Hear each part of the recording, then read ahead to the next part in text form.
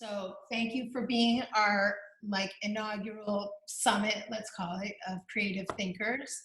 I'm really glad you're all here, that we could have a discussion about something that's so meaningful to all of us and that's so necessary today and for the planet. And I was also thinking with James LA, we were talking yesterday, like what makes this group different and how it's really hard to have conversations right now on Zoom. This is maybe my third one ever. And so I wasn't really that excited about it, but now that I see you all here, I think it's really cool. And so what's different about this talk is that this is the only time that this group will be together, probably, unless you all come down to Uruguay whenever you want. And so the door's I'm open. here. I'm ready. I'm here. And Andres is here. So I anyway, was in Garzon yesterday.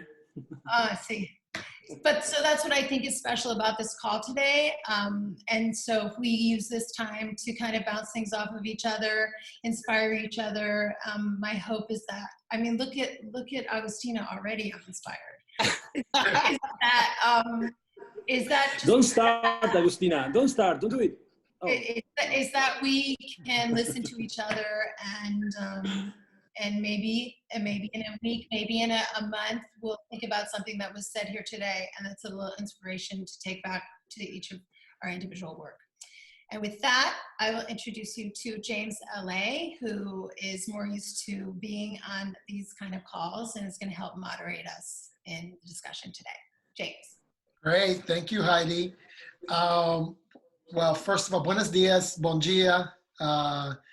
It's really nice to see everybody's face. I've heard so much about you. Heidi has given me all the interesting background. And most importantly, I know that all of you are gifted and best in class and quite talented in each of your worlds. I think what makes this, and we're going to not use the word call because call seems like we're in a business meeting. We're going to use sort of the idea of a dinner, and that's sort of if you can put yourself in the mental space of us being at dinner. Thank you. I appreciate that, Daniela. Thank you, James Harris. So the odd thing is for me, it's not even lunchtime yet. I am, oh, lovely. Thank you, Vic. I am talking to you live from Los Angeles. Just to give you some framework, for many of you who've been to Los Angeles, I live on the coast in between Malibu and Santa Monica. So I am coming to you from the West Coast. I know people are from all over the world. And I'm going to give you, while we're waiting for the technology kinks to work out so we can stream, I thought I'd give you a little bit of how we're gathering and the framework. So I run a network and a community of investors and founders and creatives. I kind of sit in the center of the creative space, the venture capital space, and the technology space. I host these dinners often. I bring together a diverse set of minds. I think about diversity, and I think about diversity in terms of what we're looking at right here. We have people from all over the world, from all different walks of life. And it's beautiful what can come out of this. To echo Heidi's point, the idea for today is to bring all of our diverse thoughts and blend them together. So to create a blended vision and to use this space as a container and a safe space to listen, learn, and hopefully create something. It'd be wonderful for something to come out of this. I think it's always a beautiful thing when you can have a dinner. All of us have been at dinners where incredible conversation led to new connections, new ideas. And so it looks like we're broadcasting. Yeah. Is that right, Jessica? The voice of God? Are we You are on. We are on. Amazing. So perfect. Thank you, Jessica. So the Jeffersonian dinner process is a process that I learned. My son was a classically trained violinist and was a student at University of Miami. And I served on the board at University of Miami. And there was a man there that gave a TED talk about Jeffersonian dinners. So every board meeting we would have would be framed in this Jeffersonian process. And I thought it was really interesting. So I sort of adapted it in my own life, in my own network. And so Jefferson actually had a tradition that began in the 1700s at his home in Monticello. And Jefferson would surround himself with a host of thought leaders and he used the dinner table as a centerpiece for free-flowing exchange of thoughts and ideas. And it's actually said because of his hearing problem that he designed a format for his guests to talk one at a time around a single topic. And so the purpose was to listen, learn, and inspire each other through a meaningful dialogue. So because we're in this Zoom format, we actually are forced to sort of use this one person speaking at a time. If we were together, Vic would be engaged in a conversation with Heidi and Daniela, and Alec would be talking about their family connections, and Andres and I would be talking about something in Uruguay, and Agustina would be painting, I think, in the corner. And but we're not doing that, and so we're left to kind of we're left to Zoom as a framework to bring us together. And so the purpose for us is to come out of this with something really magical. Here are some ground rules, really simple. Compassion, just compassion for what people have to say, and just an openness to listen. Something that I've been learning during the pandemic and during the fight for social equity in this country, United States, is this idea of listening to learn, not listening to respond. So just if you could put yourself in the framework of listening to learn. And the other thing is we're creating a safe space. Nothing mentioned here will be repeated. And that's for everybody that's watching. The idea is that we keep this as a safe space. Within Zoom, we have a chat feature. You have a chat box. So if you have comments, I just would love if you could actually use the chat box for those comments, but allow the person who's speaking to have that space and have that window and to talk. So I am the Jefferson. I could be seen as Thomas or George Jefferson if some of you have watched the Jeffersons growing up. But I feel incredibly honored and privileged to have this moderation role. And let's talk about some things. So first question is, what does being a creative mean to you? The idea of being a creative. Oftentimes in my career, which has spanned the advertising industry, the music industry, the technology industry, the venture capital industry, I'm seen in my industries as a creative. I feel like an artist who's been trapped in a business person's body, but my approach is very much a creative, a true creative, like an artist or a songwriter.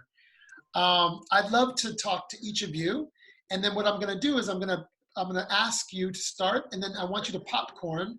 So I want you to, if I start with Daniela, which I am, Daniela will then popcorn over to Andres or whoever she thinks should answer that question. So I'll start with you, Daniela. What does it mean to be a creative to you? What's your definition? To me. Okay, well, thank you. It's a pleasure to be here, guys. Thank you. I like to look in my work, in the work I do globally, to look at creation and being a creative as being a designer of a future that is not there yet. To dream a possibility that is needed, take the risk and do, and learn, and design something that can address the right questions. So to me, the minimum specs are you're asking the right questions, you're reframing the questions so a problem doesn't stop you. You take risks because someone said that you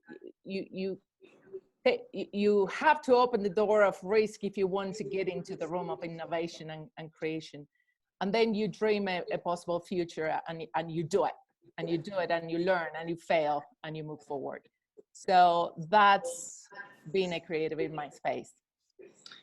Thank you. And if you wouldn't mind, if you're not speaking, can you go on mute? Because there's just a little bit of a feedback. This is great. Yes. Yeah, go ahead. You get to choose. You have the power. Yes, and I will go for Emily. I'm off mute.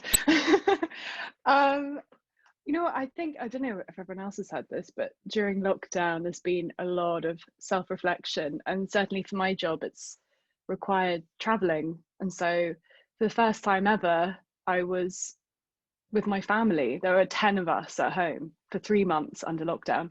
quite intense, but equally wonderful, and never again.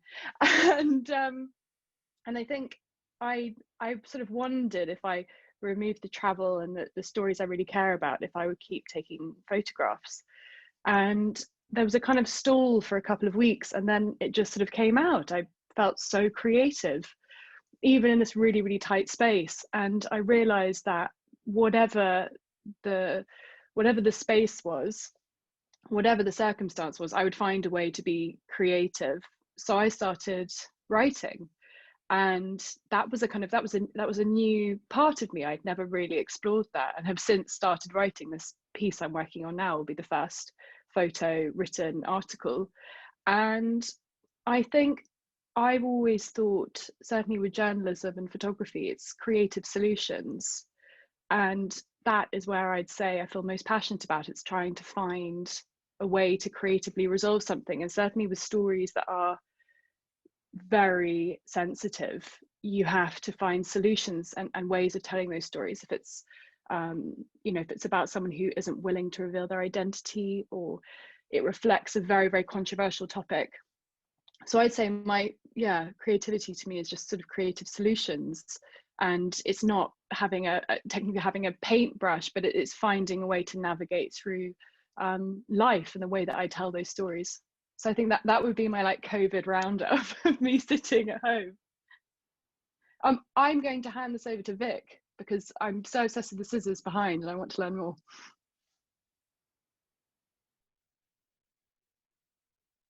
Hey, Vic, you. Okay, now I can talk. Yeah.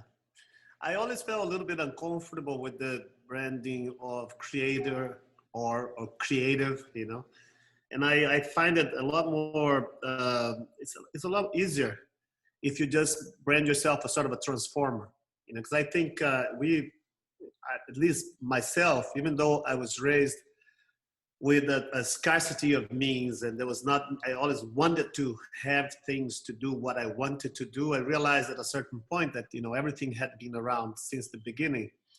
And it's just how you arrange what's around that changes the your entire perception of things.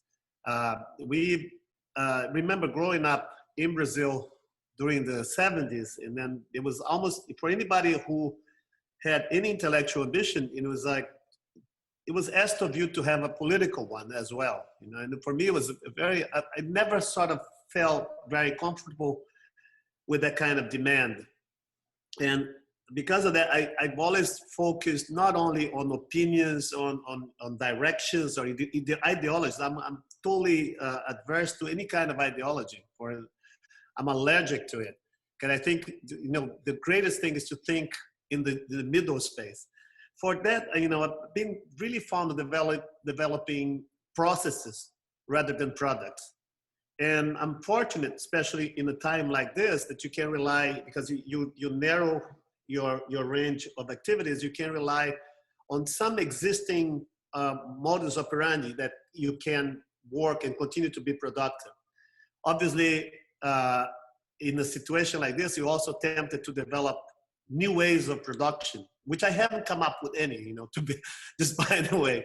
One of the things, like, how do you create and how do you make work or develop processes without, under conditions that are very different, like such as public. What kind of public am I speaking to? What am I doing? It's changing the way, I can say changing the way I think my work, the importance of my work, rather than the way I develop it. But going back a little bit, we've been, you mentioned inequality, you mentioned the pandemics, you mentioned the situations that are rather surprising, given the fact that the world has been basically turned around in the course of like 9 or 10 months. I still think that, and this is keeping my mind working, is that the fact that, as a creative or as a transformer, your main goal is not to direct opinion or to show who you are. It's not about your identity. It's actually about to gather everything that's around you at a given time and create a space where people can think for themselves. it's not, I mean, my opinions are not better than the baker, the candlestick maker, or, you know, it doesn't really, I don't think they're important, relevant, interesting enough.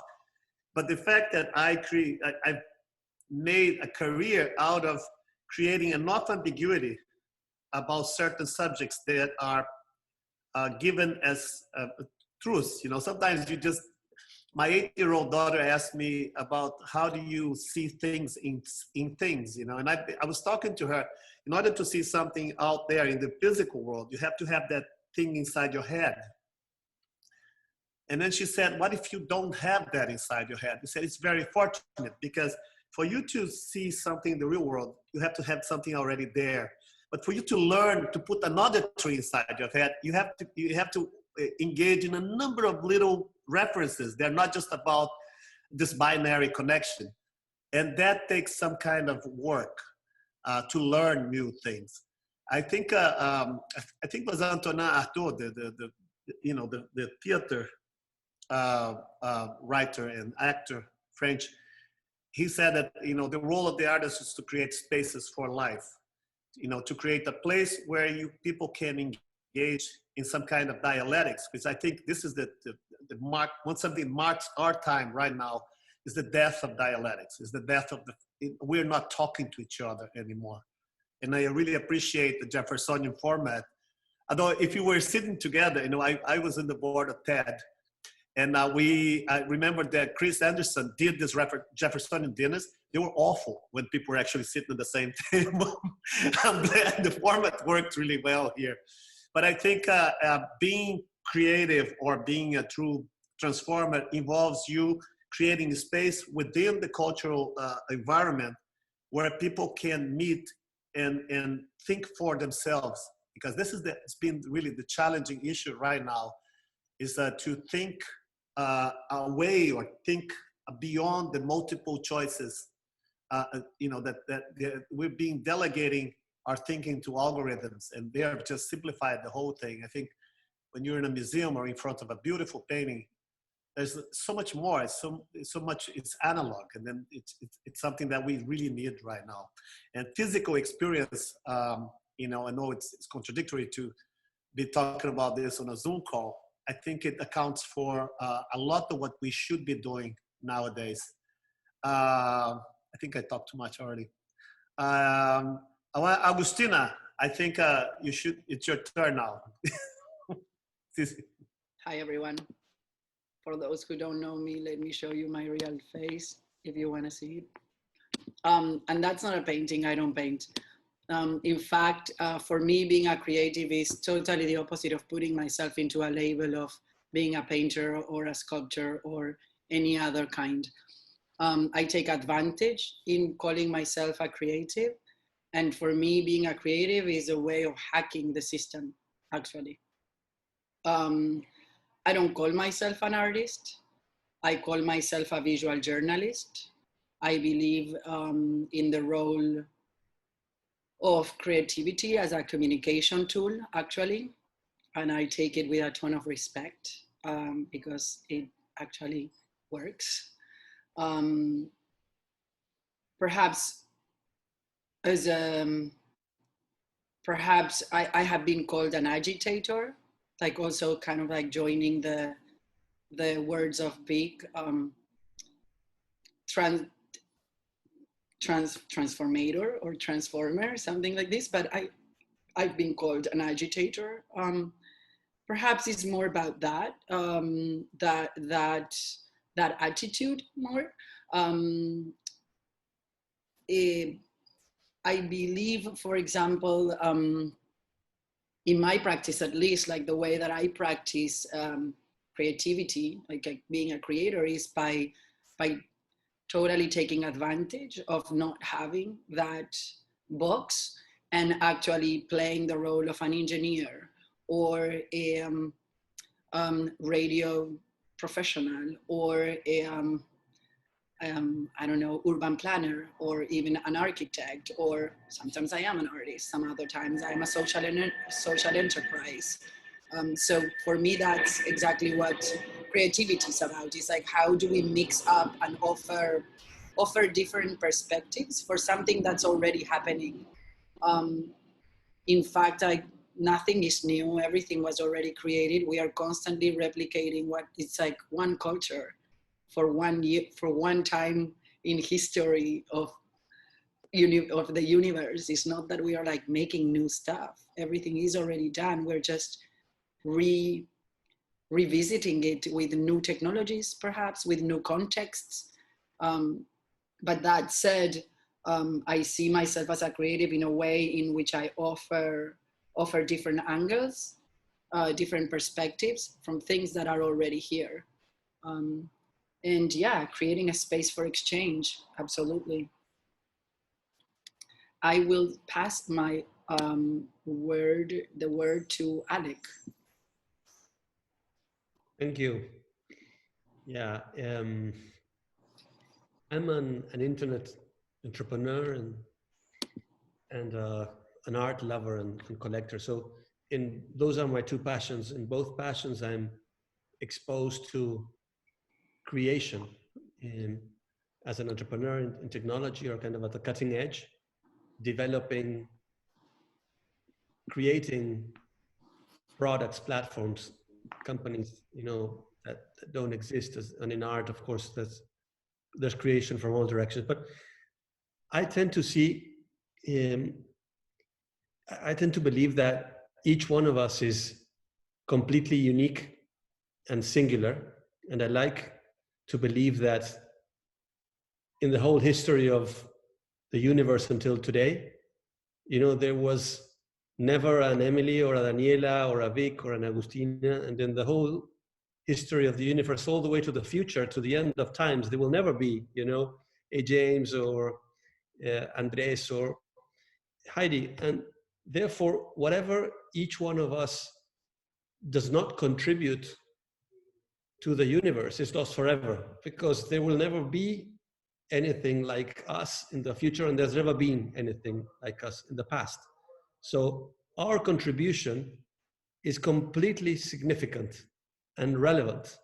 Either we create and we contribute what we have, which is unique to us, or it's lost forever from the universe. That's how important we are. We are extremely important. So I believe that creativity comes from being ourselves, from discovering exactly our essence, what it is that we bring here, what makes us special, and really fulfill our own destiny in a completely free way. And I think that's what makes us really happy, and that's what really contributes to everybody else. And normally, if we manage to do that against the pressures of culture and the pressures of other people and norms and all the different constraints we have, when we manage to really be ourselves in spite of all of that, then miracles happen, and we are able to make a big difference and have impact and change things and contribute, and life becomes better. So I believe that what we need to do whilst we are here, in order to be creative and contribute and make a difference and have impact, is just focus on what connects us with the others and God and energy, whatever, the basic fundamental essence of ourselves. Once we connect to that, we are a force for innovation and creativity, and that's when we really change things and add to the universe. But may sound a bit metaphysic, but I'm quite convinced that that's the way to go.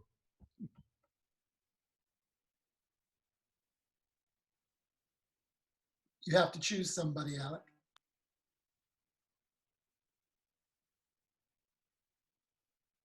You're on mute. Excuse me, I have to name somebody. James. Well, there's two of us, so you have to say LA or Paris. I would go with Paris because I've already spoken. Good idea. Yeah. Now you're on mute.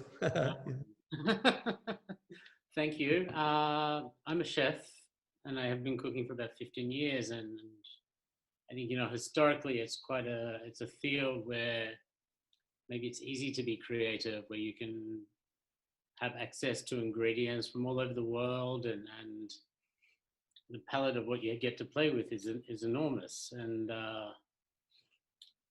recently I've been driven by the idea of how to be creative with boundaries, and I think these boundaries are what will give you an opportunity to sort of make a positive impact locally on your environment. So I've been building a farm, and this is what drives the food I cook. And through this, you know, you might have to make adjustments to how you approach your work, but at the same time, you know, you're constantly faced with you know, questions about, oh, like normally I would fall back onto this, but this is not available. So how will I adapt to that, and how can I build this sort of experience and menu with what's just around me? And so for the last 2-3 years, I've been building a farm, and we've grown over, I guess, 350 different varieties of vegetables. And at the same time, we're sort of carbon farming. So we choose to not till the ground we work with.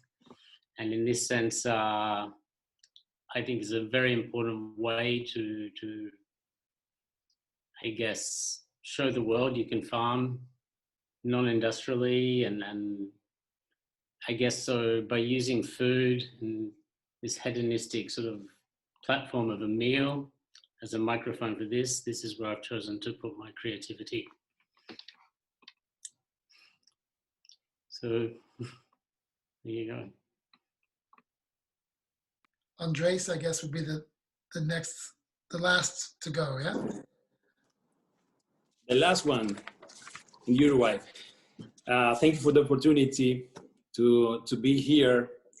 I admire you all, guys. And well, I'm part of MAPA Architects. I'm one of the co-founders. So we believe in design and in creation, and in architecture and city and the way we live in habitats. So, and at the same time, we are dealing with urban and rural perspectives, and the countryside and the cities. Something that in the academy, you know, architects and designers are always trained to be to develop their ideas in the city because it's convenient, it's easy. Everything is in front of the plot. No, you can plug your building into the energy and everything, and we are trying to explore new kind of creativity or in the rural environments in the countryside, and you know, some of you, Vic was saying being creative is to transform, and I like that because one of the main things that is important for us is, as creative people, we must embrace the change, the transformation with creativity to help others. So it's not just for the product. It's not just for the thing.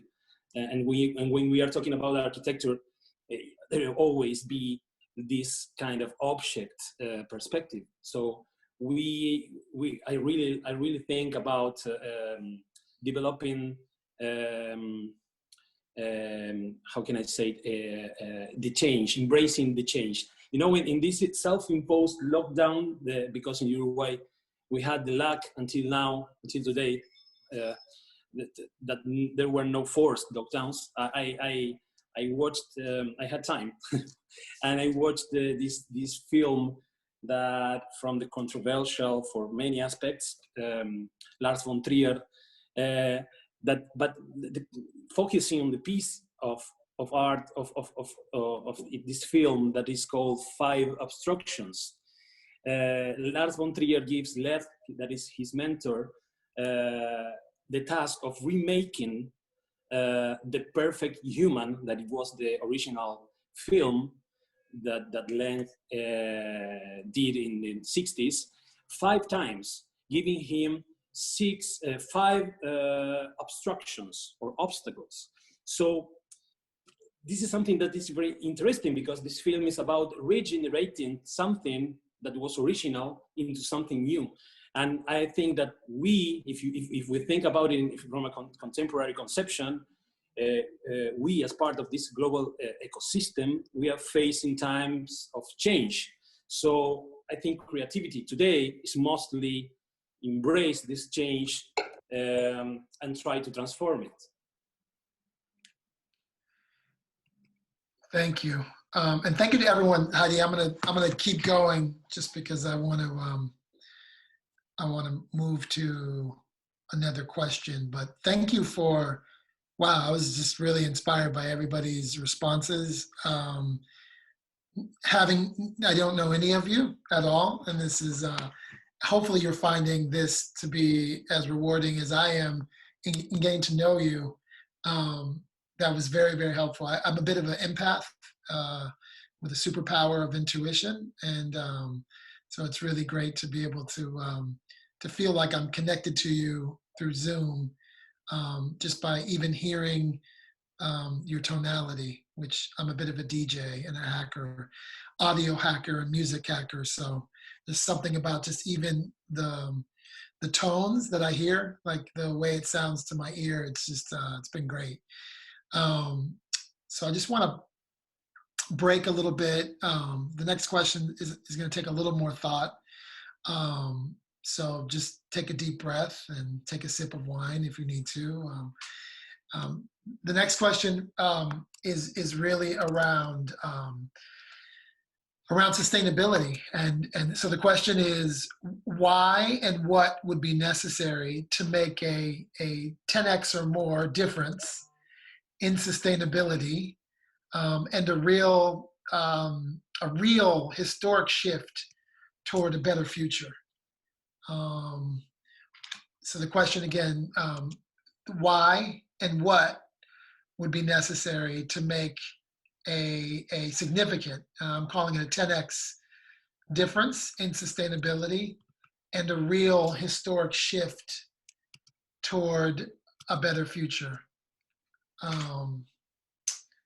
I'm gonna actually reverse engineer this a little bit, and I'm gonna start with Andres because I kind of ended with Andres. Okay. Andres, if you could popcorn to other people. Thank you. Yes. Okay. Thank you. You know, it's a very difficult one, but I already took my wine. So I think sustainability is a very big word, and some people doesn't understand. I think we don't really understand yet what it is, and because first thing that I think is important is that we're always tempted to separate the opposites, because we always say nature or the biological things are different from the technological, and it's wrong. And sustainability is more for the biological or the natural or the solar, or I think we just have to tend to blend, to tend to transform the boundaries of these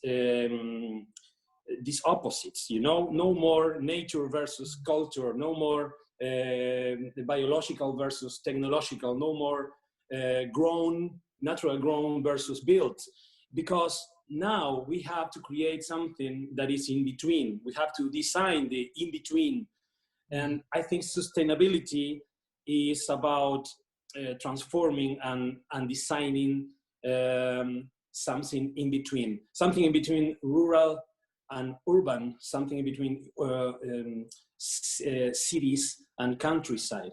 I don't know. I really think that there's an opportunity to blend things together, to understand that the opposites are good in some point, but now we are currently living in a fast-paced world with unpredictable changes, and we have to be very aware of that and very open to the mixture, to the hybridization. And sustainability from an architect perspective should be thought in designing something in between nature and culture, technological, biological, and rural and the urban.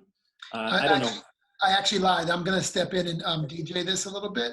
So no need to popcorn, guys. I'm going to drive this.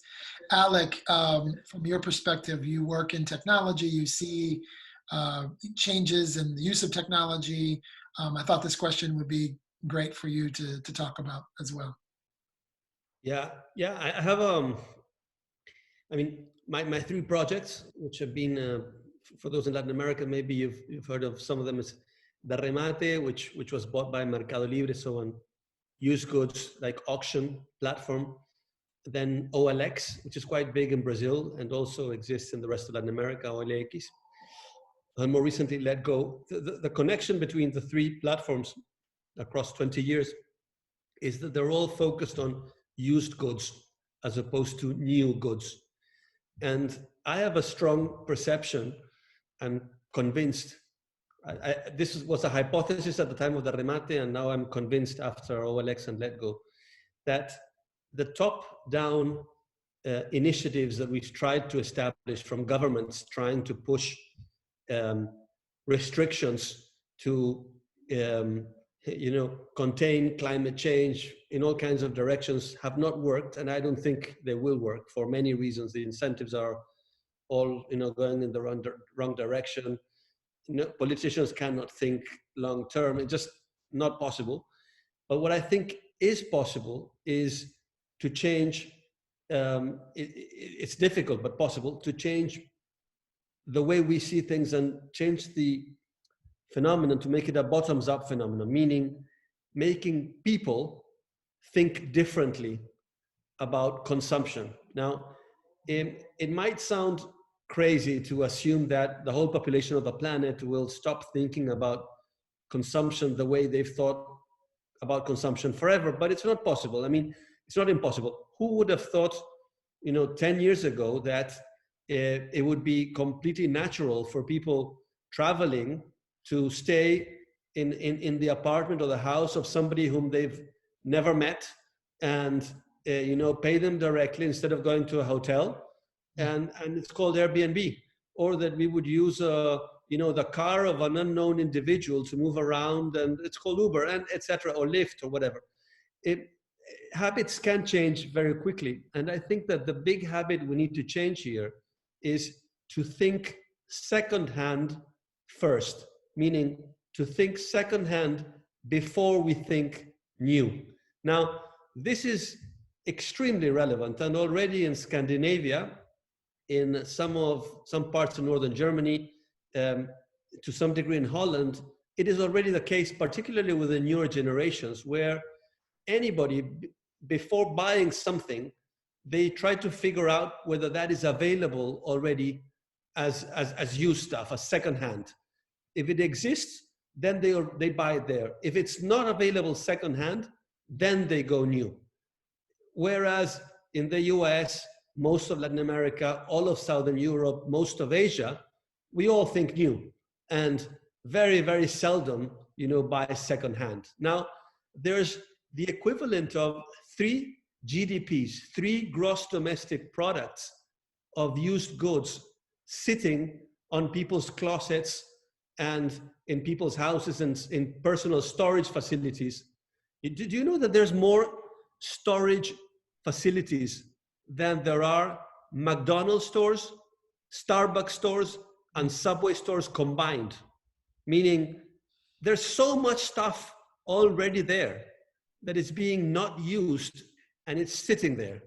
If we actually mobilize all of that and share it and start using it as opposed to buying new, then we can reduce consumption, we can reduce extractivism, and we would have a sustainable place. Now, it sounds crazy, but it's already happening. In Northern Europe, particularly in Scandinavia, it is already the norm. It can be the norm for the rest of the planet.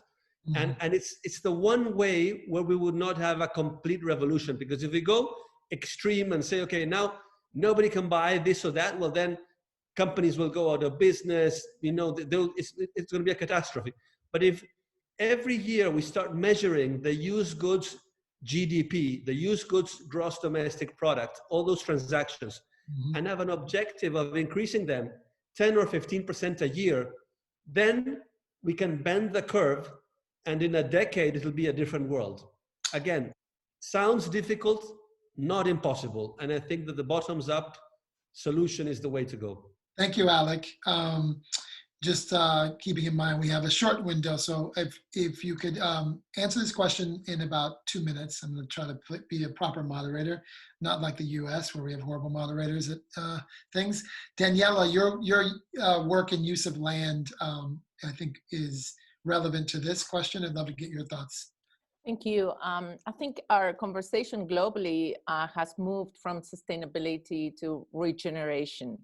I think we have, because of agriculture as the foundational activity that supports all other activities, otherwise we had to go and grow our own food, had a big impact in the past 50 years or even more, when we just became very narrow-minded, very extractive, both of the land and the people.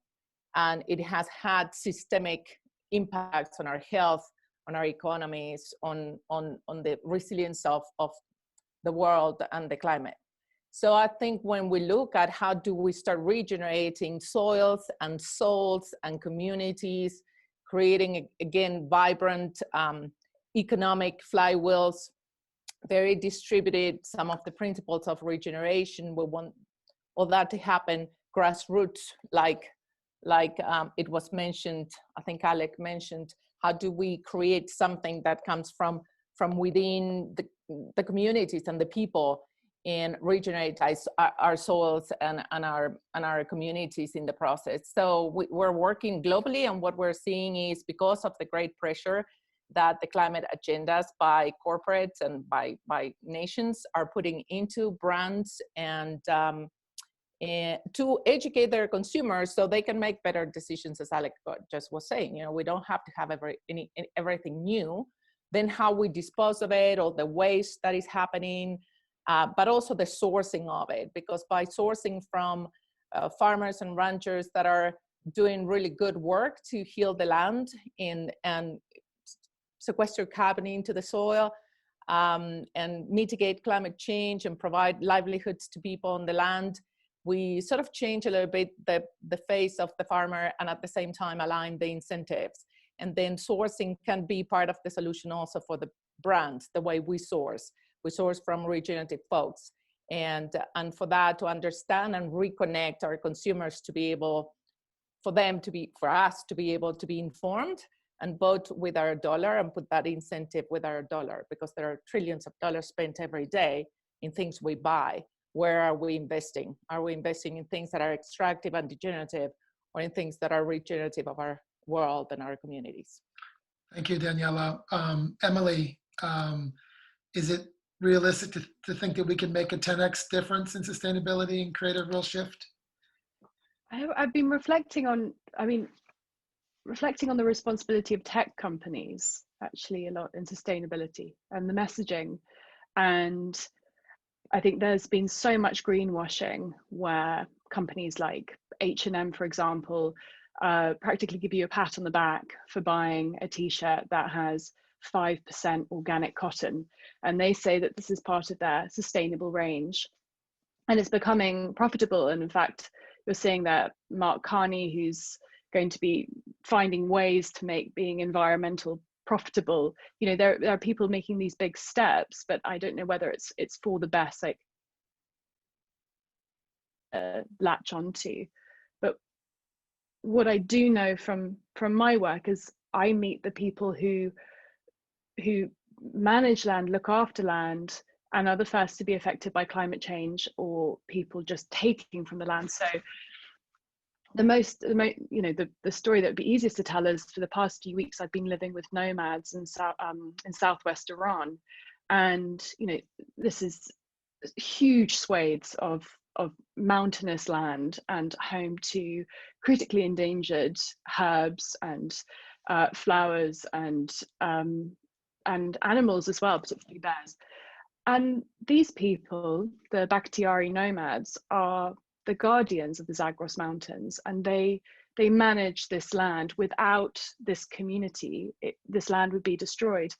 But the real reason for that is because they're nomadic. And I think so many issues start as when we just settle somewhere and we just absolutely rinse the land. And just thinking about James and how he's going to be managing this farm, and looking at the long term, what's happening is maybe because of globalization, because we travel more and there's less land ownership, people are more fractured than ever. There's less care and love of the land. People can just buy it up. I did a story in Sumatra on palm oil, and the people that own these palm oil plantations don't even live in Sumatra. They live in the UK. They never even see it. So it's of no consequence to them. So I think certainly in my work, it's trying to connect people to that land and celebrating the people that just don't get celebrated. And there's some incredible work happening around the world within small communities who aren't even questioning sustainability. It's part of the fabric of their life. And I think it needs to be a bigger conversation. I mean, certainly in the UK, lots of friends of mine are farmers, and they're just trying to get people in the cities to engage with it, because now everything's online and we can just order things, and we don't have to go to the farm, and we don't have to invest in nature. But I think there needs to be a massive shift. And certainly in the UK, there's been, since Black Lives Matter, a huge push looking into diversity within our countryside. There's currently one recognized Black farmer, and he's called The Black Farmer. He's got this amazing Instagram account. Everyone should follow him. And it's talking about land ownership as well. And when land is owned by predominantly, for hundreds of years, one white family in the UK, and this is the case. I mean, I think it's 70% of land is owned by white farmers, and it's been for hundreds of years. There's also the land is just owned and occupied by one group of people who have different interests. And I think land ownership, land management needs to diversify as well, because this is one of the reasons why sustainability, the actual at its core, the environmental message is being lost. Because for the majority of these people, they don't care. They just want to own the land and keep it. So diversity, very important. Distribution of land, equity, and having an equal say. I'm currently living on a farm, and they manage the land so brilliantly, and I'm so proud to live on this land. And because they manage it so well, we all invest in it and we all care for it, and it's a massive community. And that's what's missing. We just totally disconnected. Thank you, Vic. There's so much I have to say about what you just said. So, Vic, sounds like we're both girl dads. I believe that part of the solution is the divine feminine energy that needs to go into the solution. Is it possible to see a 10x difference in sustainability? What are your thoughts? Well, about 14 years ago, I was involved in a project that really changed the course of my perception about the environment. It was just a body of work that turned into a documentary that became very successful and got an Oscar nomination. And it exposed me to all kinds of possibilities and ideas about the environmental solutions, and then I realized that there was a wealth of great intentions out there, but as Emily was saying, they were bumped against an environment that was absolutely against them because it was set. And creativity is everywhere, and then I can see it because you just, as you're looking for it you get to know people. I mean, what Alec was saying is fascinating, and it's just, I never thought about it, just hearing for the first time. And it's true, I have storage space and I hate having it, but I talked to Boulos, like the candidate on Brazil politician, he talks about the wealth of housing that is empty. in Brazil that could solve, in any other country, that could solve the homeless problem. I got involved in Gastromotiva, talking, with JR and Massimo Bottura, in order to redistribute the food that's left over from restaurants and actually get them to homeless people. People don't have a meal at night. So there is enough great people and great thinkers continuously working, but how do you capitalize? How do you put these things together in a way that can overcome this social economical inertia? And I go back to what James from Paris was saying. We're small, and I feel small sometimes. Like as Emily was saying, like we're up against these really sluggish structures that have really no interest in moving or going anywhere. They are like land owning in Brazil is absolutely ridiculous. You talk about the palm oil industry in Sumatra, or in here, there's like the sugarcane. There's all this soy and cattle, and they own the political establishment. But as James was saying, I think as creators or transformers, we're in a position of, we're good storytellers. And if you own a farm and you can make an amazing restaurant out of a farm that can provide some of these people who own this land even, and show them a story of success based on, different attitudes towards housing, towards consumption, towards waste management. This is what I became really, really involved. These stories will make a dent into hopefully they would engage people's minds, because I think what is necessary now, and I hope is a generational thing, because I have kids, one of them is walking around over there. I hope the next generation will think differently, because we really did a really bad job in it's our responsibility that before even real, actual change, we need to work on a sort of like a different ecology of mind. People really need to hear from successful, beautiful stories. Like a lot of us are able to tell that people do get together. I mean, and I can't, for instance, right now I'm working on a project with a man named Michael Krappel that we can, if we solarize the favela of Vidigal, I have a school up there in the school, we can provide energy to the whole south side of Rio. So you get the rich people being benefited from the favela that's right nearby, and then it will be total self-sufficient. We can get a loan from the World Bank, work with the local energy distributor, and this is real. It's a possibility. We're going to bump into some kind of political hurdles, corruption, and all of that. We have to fight. We have to do it. But I think if we do it in one place, that place has a story to tell, and that may inspire people to change, because the future is green. The future, we don't have an alternative. We don't have a planet B, and it will have to change it. But as I said, this socioeconomic inertia, we're not going to go from 0 to 100 in 1 second. We also, we have to respect the process of it. I think there will be the change of mentality. It's not going to come in a binary form as we are used to see it on the political environment or even on the internet. I think this is going to take change. It's going to have a lot of dialogue. We're going to have to talk to people. These things are going to go slowly, and we have to get used to the fact that whatever happens in media or on the social networks, the speed for these things to manifest in the real world of tangible things is completely different. And we have to adapt to that and try to negotiate this in order to be able to make some of these things have a much bigger impact, and hopefully for these ideas to proliferate and create the impact that we really want to. I appreciate you, Vic, referencing the power of storytelling.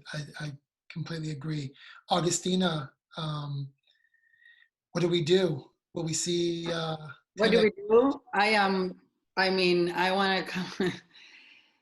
I believe that private ownership of land is the huge issue here. And it's very unfortunate because we're so deep in the game.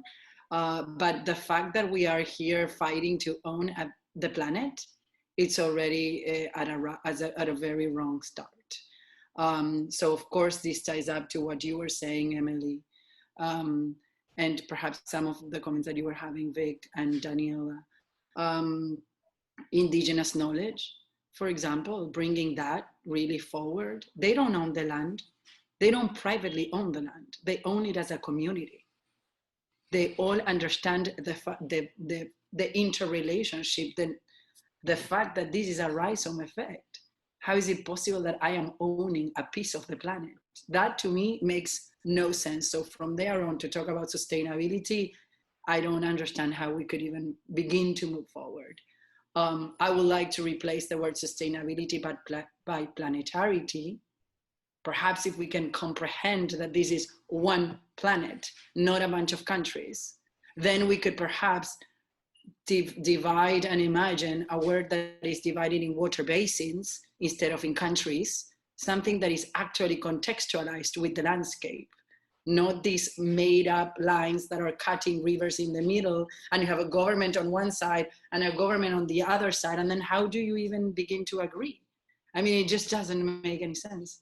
Of course, what you were mentioning, Alec, about a sustainable society that lives within the carrying capacities of its natural and social systems, it's the starting point, no? Like imagining, I guess that this also might require flexibility. Green grass doesn't mean good, right? In the middle of the desert, a green space is actually very problematic. So also, right, the idea of this like green, whatever that means, it's just like depends on the context. So yeah, and to what you said, Andres, in the connectivity between nature, human, and machine, I see no difference at all in any of those. Then, so again, one planet, no? Yeah, that's what I have to say. So James Henry. Yeah, thank you, James Henry.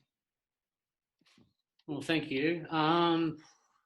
This is something I've been thinking a lot about, and obviously, as a cook, I tend to look at through the lens of food, and I guess I think we have just within the food production, and we have an ability to make it 10 times change, but it's a complicated thing to achieve. I think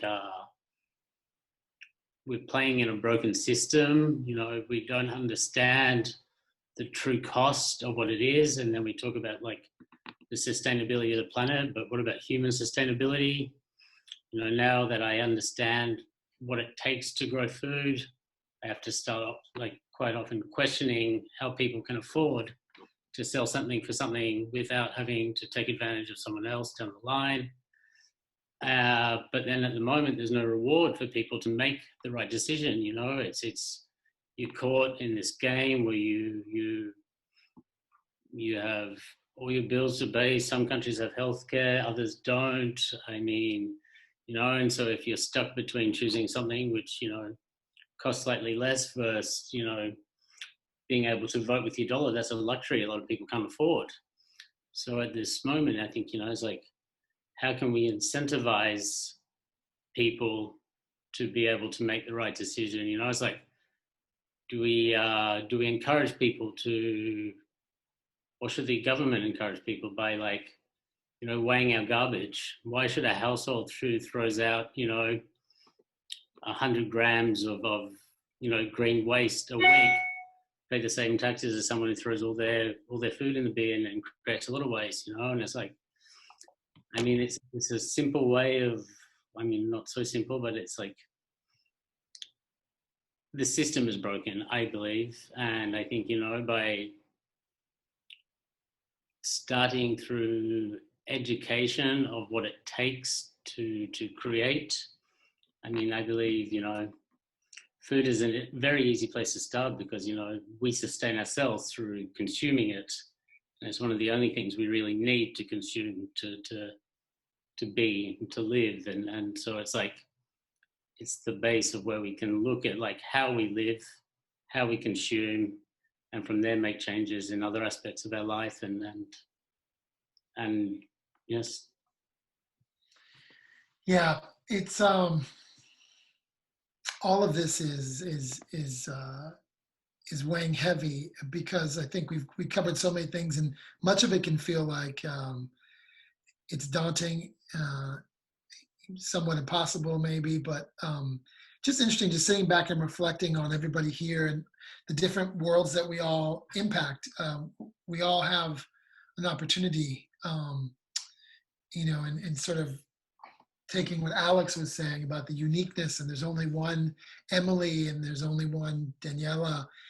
It's just apparent to me that, we have an opportunity. And I know Heidi, CAMPO is designed as a safe space to kind of think about these ideas, and a place to come, and I know that part of your vision is to host more of these sort of things in physical space in real life. I didn't know if you wanted to kind of capture some of this and kind of an ending thought from you, and what you heard, and what maybe you can reflect on, maybe your thoughts, and then maybe where what you're building kind of is part of the what's next.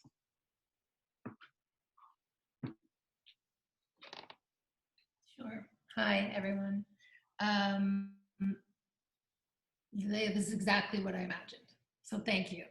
I feel like I just learned a lot. I just woke up a little bit more. Maybe I'm going to pay attention to my closet today, for example. I'm